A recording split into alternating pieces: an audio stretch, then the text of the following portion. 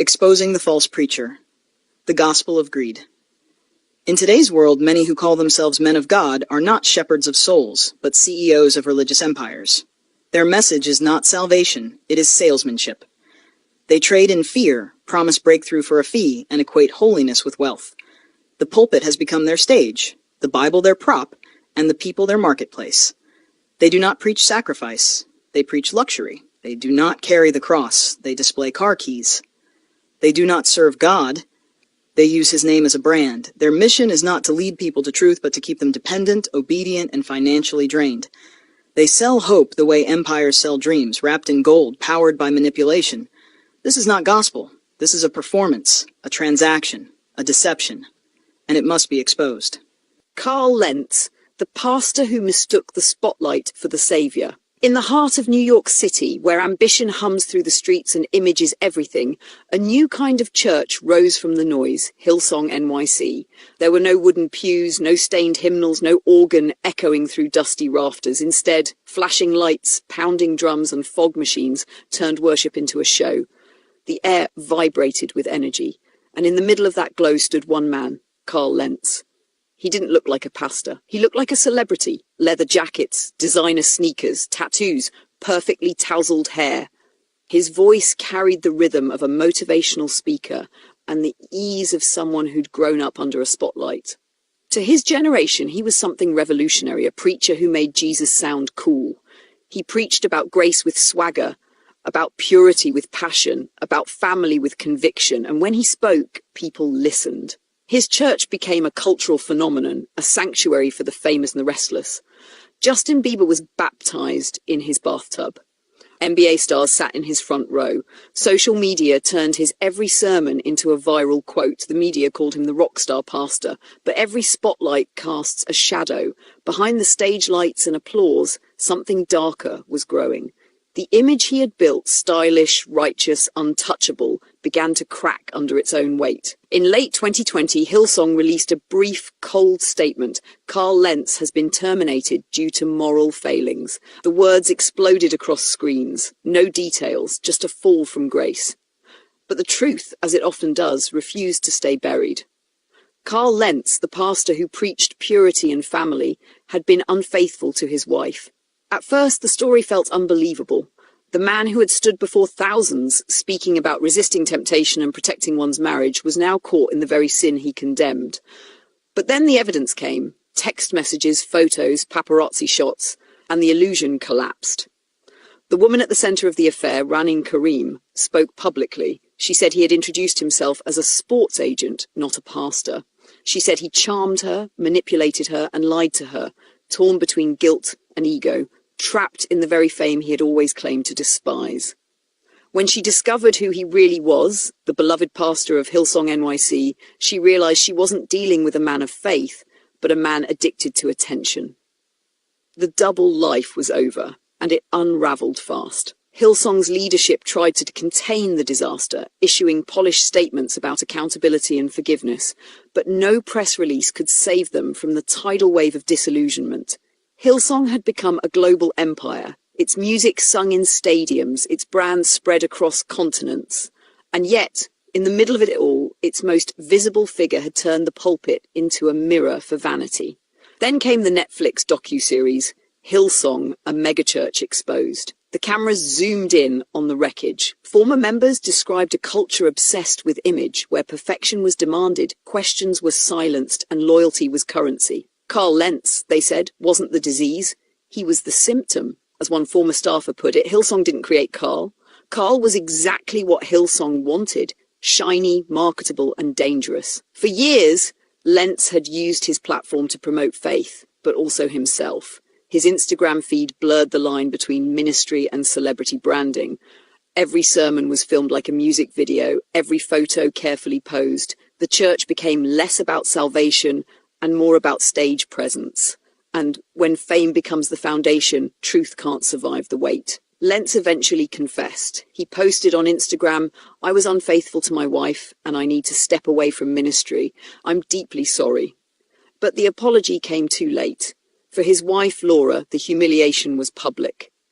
The woman who had stood beside him at every conference now had to watch as her husband's betrayal became global entertainment. Still, she didn't leave. They retreated from the spotlight together, vanishing from social media as Hillsong burned behind them.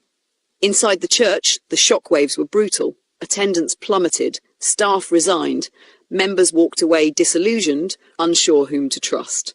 The brand that once symbolized modern Christian cool now stood as a cautionary tale about what happens when faith becomes performance.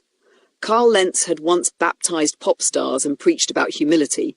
Now he was being dissected by journalists, mocked by late-night hosts, and remembered as a hypocrite, a preacher who mistook charisma for character. The story of Carl Lentz is not just about lust or infidelity. It's about the seduction of fame inside the church, how easily the stage lights can blind even those who start with good intentions. He had once said in a sermon, if you build your life on anything other than Jesus, it will crumble. And crumble it did. Because while he preached purity, he was chasing applause. While he spoke of humility, he was curating selfies. While he called others to repentance, he was hiding his own sins behind 1,000 filters. The man who baptized celebrities now became a warning to them. The pastor who filled arenas now struggled to fill his own home with peace. Today, Carl Lentz has reappeared in small, quiet ways, speaking occasionally about restoration, posting about his family, promising to rebuild what was broken, but his name still carries the echo of scandal. Hillsong continues to reel from a storm of its own making, facing lawsuits, resignations, and public outrage. And through it all, the lesson lingers. The gospel doesn't need a brand, it doesn't need a celebrity, it needs truth, the very thing fame cannot tolerate. Carl Lentz's rise was meteoric, his fall was cinematic, and his story, written in the glitter and ashes of a global church, stands as a warning to every leader who dares to confuse the platform with the purpose, the crowd with the calling, the fame with the faith. He once said, "We're here to show the world what Jesus looks like." In the end, he showed the world what happens when you forget that you're not the one meant to be seen. Jimmy Swaggart, the preacher who fell from grace. In the golden age of American televangelism, one man's voice rose above them all, fiery, commanding, and trembling with conviction. Jimmy Swaggart, the Louisiana-born preacher who seemed to speak directly from the throne of heaven, became the face of faith for millions.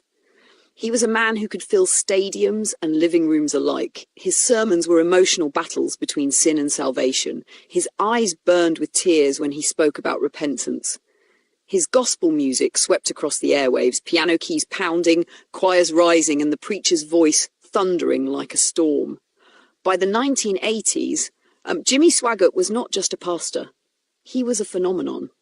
He built an empire that spanned television networks, radio stations, a Bible college, and crusades held in nearly every major American city. His reach extended into more than 100 countries. Viewers would send in money by the millions, believing every dollar would fuel a mission to save souls and fight sin. And what a message he preached. He railed against the corruption of Hollywood, the seduction of lust, the dangers of rock music, and the decay of family values. His sermons were thunderous condemnations of sexual sin. America, he would cry, has turned her back on God. But behind the television lights, the starched white shirts, and the quivering prayers, Swaggart was fighting a private war. One that he was losing. He had become what he preached against. The scandal in 1988, the illusion cracked. A Louisiana private investigator uncovered photographs of Swaggart with a prostitute in a seedy Baton Rouge motel. The story leaked first in local papers, then on national television. The man who condemned sin from the pulpit had been caught committing it in the dark. When confronted, Swaggart denied everything. He called it slander, a demonic attack. But as evidence mounted, even his closest allies began to turn away. The Assemblies of God, the powerful Pentecostal denomination that had made him a superstar, demanded his confession. And then came the moment that would haunt American religion forever. On a Sunday morning in February 1988, Jimmy Swaggart stood before his congregation, trembling, his face pale, his hands gripping the pulpit. Cameras rolled, millions watched. His voice broke as he whispered the words that echoed through the world, "I have sinned against you, my Lord." He wept openly, his tears soaking his face as his wife Frances stood silently beside him. The image was unforgettable, a man once seen as a warrior of purity, now a broken sinner before his flock. Some forgave him, others never could. The fall of an empire. In the months that followed, the fallout was catastrophic. Swaggart's television ministry collapsed. Stations cancelled his broadcasts, donations evaporated. His 8,000-student Bible college lost accreditation. And yet he tried to carry on. He insisted that God had forgiven him, that the tears had washed away the sin. He returned to preaching, his voice still trembling, his piano still thundering. But the world was no longer listening the same way. Then in 1991, another scandal erupted. Even worse. Swaggart was pulled over by California police after being seen with another prostitute. When reporters confronted him outside his hotel and asked if he had any comment, he no longer cried. He didn't beg for forgiveness. He simply said, "The Lord told me, it's flat, none of your business." It was arrogance dressed as faith, a defiant echo of the pride that had already destroyed him. That moment shattered whatever remained of his credibility. The Assemblies of God expelled him permanently. Former allies like Jerry Falwell and Pat Robertson distanced themselves, calling him a disgrace to the ministry. The aftermath. Swaggart's world shrank. The sprawling global empire that once employed hundreds was reduced to a handful of loyal followers. He sold off property to pay debts. His network of supporters dwindled. But even in disgrace, he refused to disappear. From his church in Baton Rouge, Louisiana, he rebuilt a smaller ministry, run by family, fueled by die-hard believers who still saw him as a flawed but chosen man of God. He launched Sun Life Broadcasting Network, where he still preaches today, mostly to an older audience that remembers his glory days. For them, he is still Brother Swaggart. For the rest of the world, he is a cautionary tale. The legacy of hypocrisy. Jimmy Swaggart's story isn't just about scandal. It's about the dangerous fusion of power, money, and religion, and what happens when a preacher begins to believe his own divinity. He told millions to resist temptation while he secretly surrendered to it. He thundered against lust while hiding in motels with prostitutes. He called others hypocrites, then lived a double life that unraveled before the eyes of the world. And when the truth emerged, the fall was spectacular. His tears on live television became a symbol, not of redemption, but of the frailty of men who claim to speak for God. From packed stadiums and million-dollar broadcasts to isolation and disgrace, Swaggart's life stands as a warning. Charisma can mimic holiness, and faith can be twisted into theatre. Even now, decades later, the echo of his trembling voice still lingers. Open quote, "I have sinned against you, my Lord." Close quote. They were the truest words he ever spoke, but they came too late to save him from himself. Bill Hybels, the megachurch leader who fell from grace. In the quiet suburbs of Chicago, a revolution in modern Christianity was taking shape. It didn't begin in a cathedral or a television studio, but in a rented movie theatre where a young, ambitious pastor named Bill Hybels gathered a small group of believers and cast a vision that would one day reshape the church world. His idea was bold. He believed faith could be fresh, relevant, and irresistible to a new generation. He wanted to reach those who had turned their backs on religion, the disillusioned, the skeptical, the modern. From that vision came Willow Creek Community Church, a place that would grow into one of the largest and most influential megachurches in the world. By the 1990s, Willow Creek was not just a church, it was a movement. Tens of thousands filled its sprawling auditorium each weekend. Millions more tuned in from around the world. Hybels became a symbol of success in ministry, the kind of leader other pastors aspired to be. His conferences trained global church leaders. His books filled Christian bookstores. His name was synonymous with innovation, leadership, and spiritual excellence. He preached about character, about honesty, about living with integrity when no one was watching. His tone was calm, his presence magnetic. To those who listened, Bill Hybels wasn't just a preacher. He was a mentor, a visionary, even a hero. But beneath the polished sermons and carefully crafted image, there were whispers. At first, they were easy to dismiss, quiet rumors that never made it beyond church walls. But as the years passed, those whispers began to grow louder. By 2018, decades after Willow Creek had reached its peak, the whispers turned into accusations. Women, some who had worked closely with him, others who had looked up to him, began to speak out. They described encounters that blurred the line between mentorship and manipulation, unwanted comments, inappropriate touches, late-night meetings that crossed boundaries, moments when admiration turned to discomfort, when power became pressure. For the congregation that adored him, the claims were unthinkable. This was Bill Hybels, the man who built one of the most respected churches in America, the preacher who stood on stages teaching about integrity and purity. When the first stories broke, Hybels was defiant. Standing before his church, he denied everything. He said the allegations were lies, the result of a coordinated effort to destroy his reputation. His followers cheered. Some wept in relief, others in anger that their beloved pastor was being accused. To them, the media had it wrong. Their leader was being persecuted for doing God's work. But as journalists began to investigate, led by the Chicago Tribune, a disturbing pattern began to emerge. The stories, though told by different women, shared uncanny similarities. Comments about appearance, unwanted invitations, situations where Hybels had isolated women under the guise of mentorship. Each account on its own might have been dismissed as misunderstanding. Together, they painted a picture that could no longer be ignored. Behind the glass walls and professional smiles of Willow Creek's modern campus, there had been something deeply broken. The church leadership launched an internal investigation, one that critics said was flawed from the start. Many believed the elders were too close to Hybels, too invested in the empire he had built to see the truth. When their report found no evidence of wrongdoing, several of Hybels' accusers spoke publicly, saying they had been silenced, dismissed, or made to feel like the villains in their own story. The scandal spread quickly. Churches around the world, many of which had modelled themselves after Willow Creek, began to distance themselves. Conferences were cancelled. Partner ministries quietly removed Hybels' name from their materials. In April 2018, the pressure finally became too much. Standing on the stage he had built before a congregation that had grown with him for over 40 years, Bill Hybels announced his resignation, years earlier than he had planned. His voice trembled as he said the words, yet there was still a note of defiance. He insisted he was innocent, that his conscience was clear. But the faces staring back at him told a different story, a mix of confusion, sorrow, and disbelief. Some applauders sat silently, tears streaming down their faces.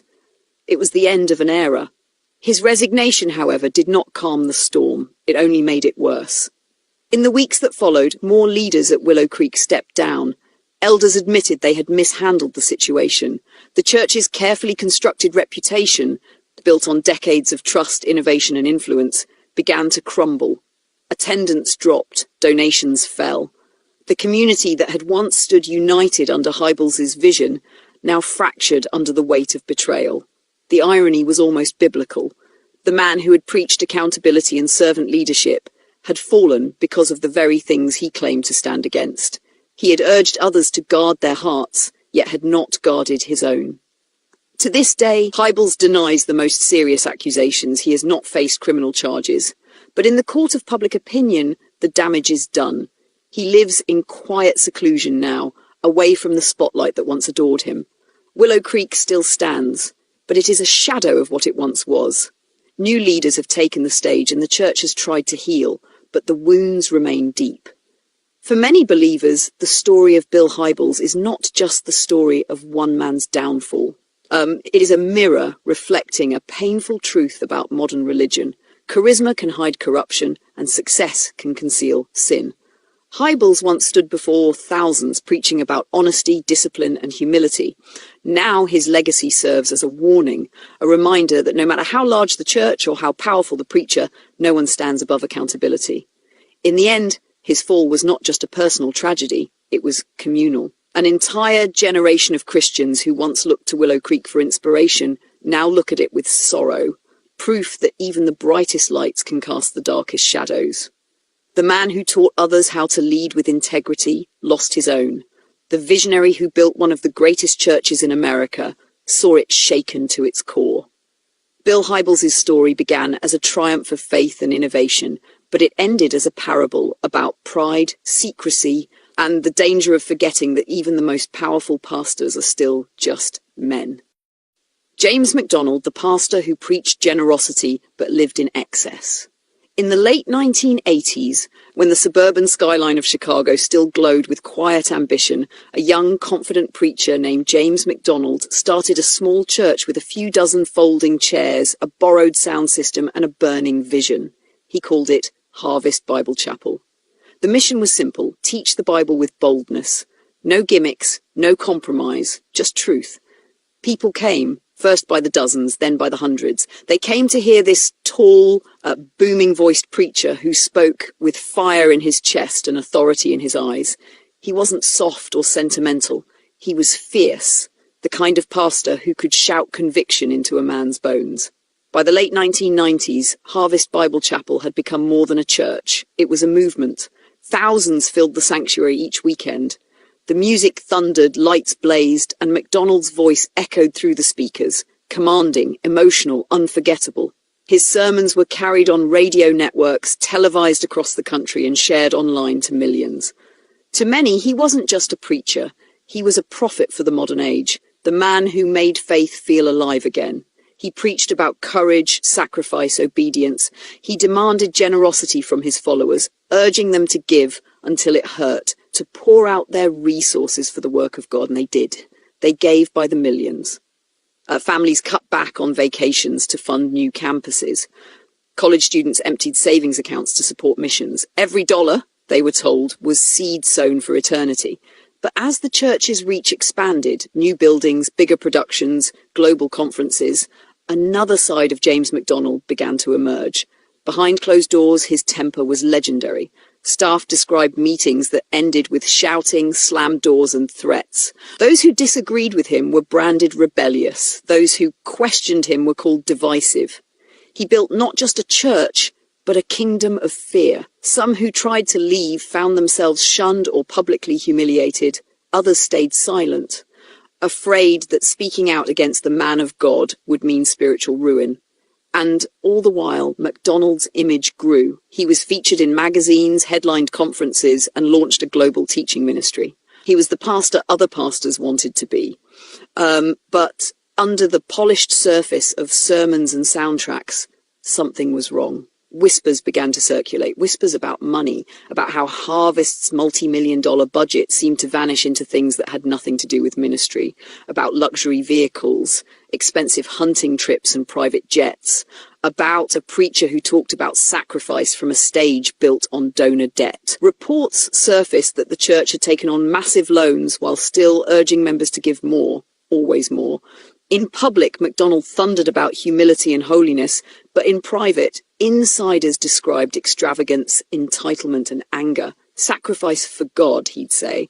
But the man asking for sacrifice was living a life that looked a lot like indulgence. For years, charisma and momentum covered the cracks. People believed in him. The sermons were too good, the crowds too large, the vision too inspiring.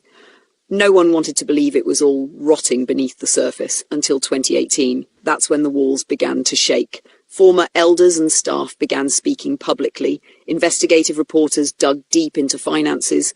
Podcasts broadcast hours of interviews with ex-members who told eerily similar stories of fear, manipulation, and cover-ups.